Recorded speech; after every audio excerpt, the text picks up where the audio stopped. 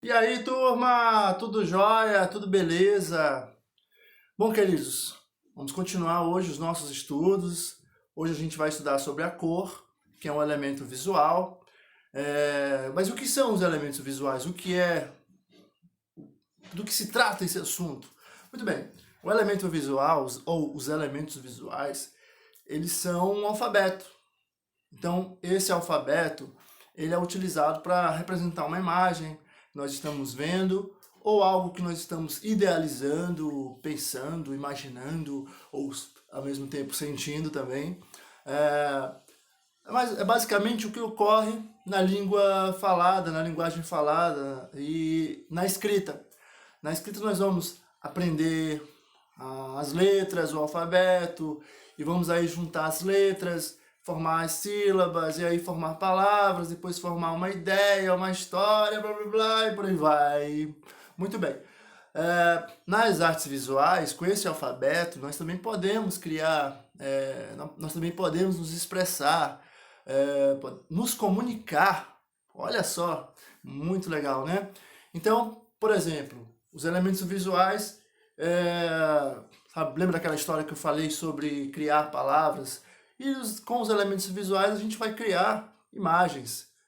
Olha só esse exemplo. Então, quando a gente vai tocar em uma superfície com um lápis ou com um pincel, esse primeiro toque ele vai produzir um elemento visual chamado ponto.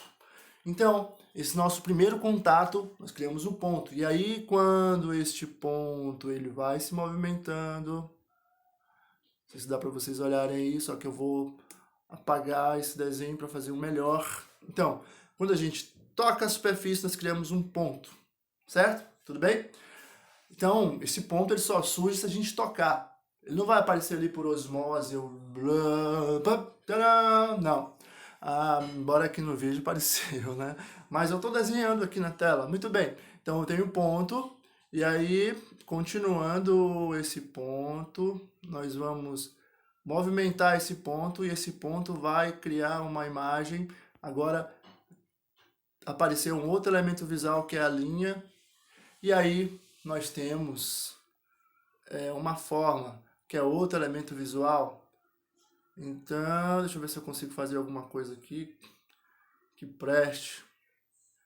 Então, nós temos aí um desenho usando todos os elementos visuais. E aí depois eu iria colocar a cor, que é um outro elemento visual, que é o elemento visual que nós vamos estudar hoje.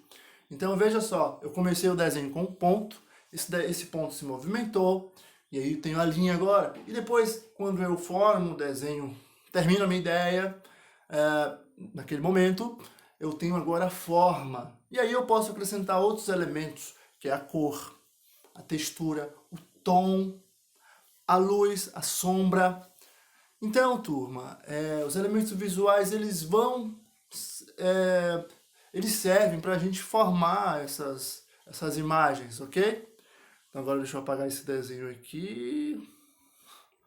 E blá blá blá, vamos lá, garotão, apaga aí. Muito bem. Então, vocês entenderam para que servem os elementos visuais? Então, na música, a gente também tem os elementos da música, que são os parâmetros musicais, as propriedades do som. No teatro também temos os elementos cênicos, e na dança também, os elementos da dança. Então, na literatura também, que está dentro do campo da arte. Então, todas as linguagens elas vão ter esse alfabeto. E aqui nas visuais nós temos os alfabetos visuais. Então, queridos, vamos aqui agora estudar um pouquinho sobre um aspecto muito importante que é a luz. Deixa eu baixar aqui um pouco a minha tela para você poder acompanhar aí comigo. Então, a luz, que é um elemento super importante para nós enxergarmos a cor, para visualizarmos a cor como ela é.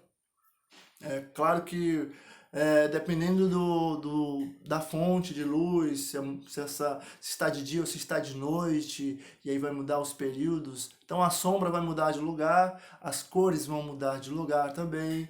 Então vamos acompanhar aqui no texto, tá? Então a luz é a parte da eletromagnética que pode ser percebida pelo olho humano e que é responsável pelo sentido da visão. Então a luz tem uma incrível velocidade de 300 mil quilômetros por segundo aproximadamente e é transmitida através de ondas. Praticamente tudo que percebemos, turma, do mundo físico é graças ao sentido da visão que temos intimamente ligado à luz. Então, olha só. E aí, se tratando de luz, nós temos o Isaac Newton.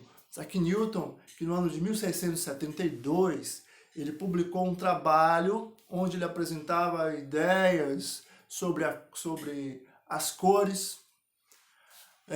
Então, por meio de um simples experimento, Isaac Newton ele percebeu a dispersão da luz branca.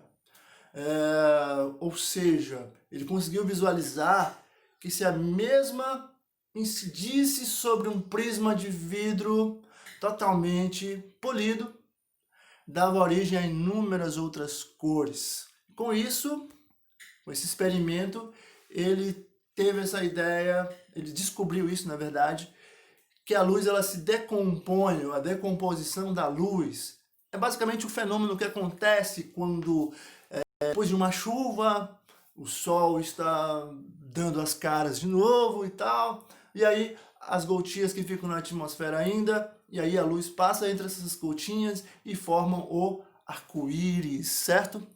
Então, o experimento de Newton, ele percebeu, ele descobriu exatamente isso, que a luz ela é branca e que ela se decompõe através de um filtro. Esse filtro ele pode ser o prisma ou ele pode ser gotinhas de água.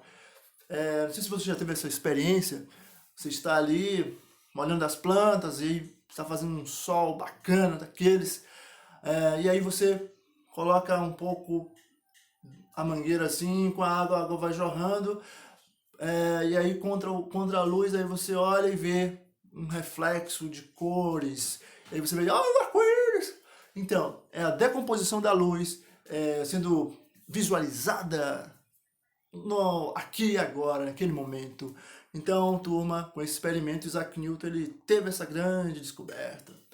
Então, nós temos aí as cores do arco-íris, ou as cores desta decomposição da luz, a luz branca, tá? Então, tem até uma experiência do Newton, em que ele pintou ali todas as cores em um disco, e aí girando esse disco rapidamente, as cores se misturam na nossa visão e temos ali apenas um branco. Isso mostra que com esse experimento, que a luz tem esse aspecto branco, a luz branca, e aí ela é mãe de todas as outras cores.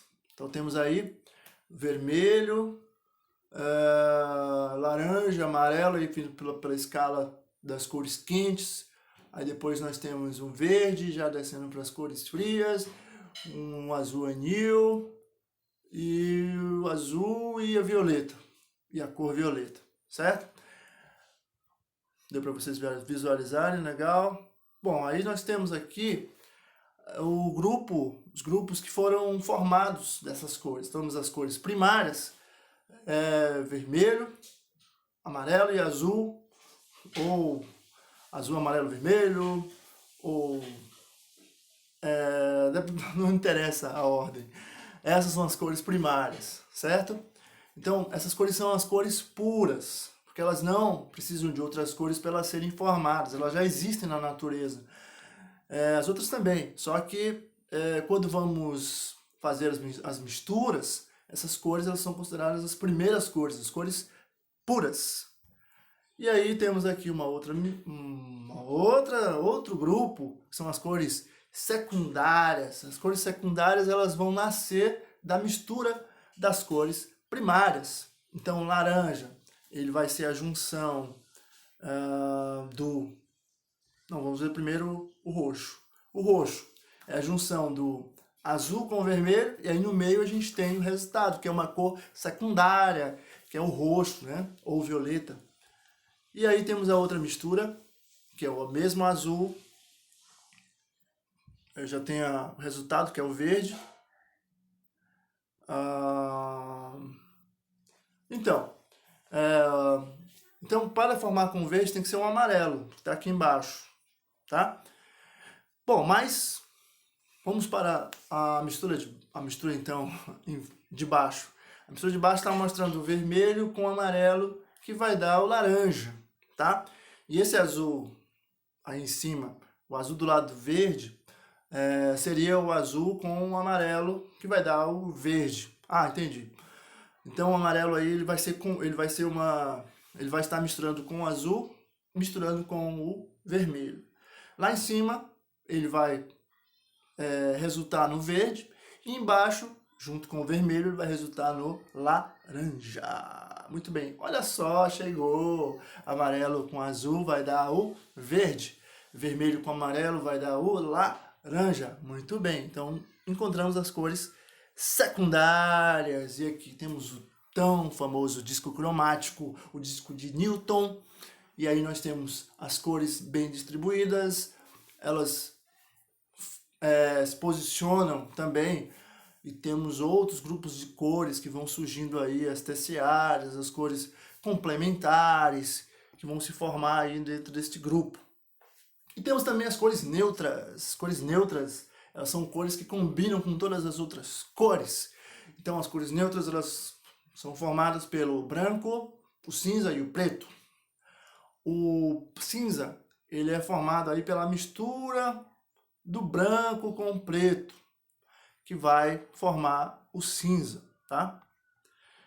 E aqui nós temos uma outra qualidade da cor, um outro grupo, que é a monocromia. A monocromia, mono, vem do grego, significa um, e cromia significa cor. Então, adaptando, a gente tem um trabalho com uma cor. Quando a gente olha para a natureza, nós não vamos ver só um tipo de verde, ou vamos? Lógico que não. A gente vai ver ali vários tipos de verdes, então nós vamos ver tons diferentes de verde. E aqui no caso nós temos tons diferentes de azul. É possível fazer um trabalho monocromático? Sim, você vai usar tons aí diferentes. Existem exemplos de vários artistas, pintores que utilizaram a monocromia nos seus trabalhos. Por exemplo, Pablo Picasso, grande artista ali do cubismo, ele teve a sua fase azul, então ele pintava essa escala de tons em azul, e aí ele teve um trabalho, ele teve essa fase monocromática.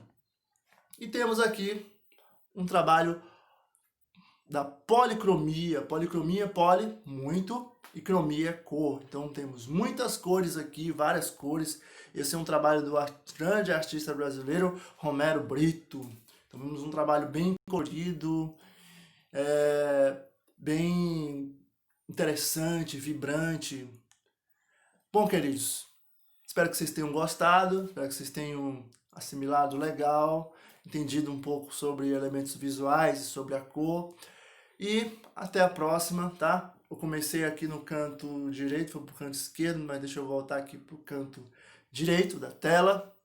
E um abração, Deus abençoe a todos. Tchau, tchau!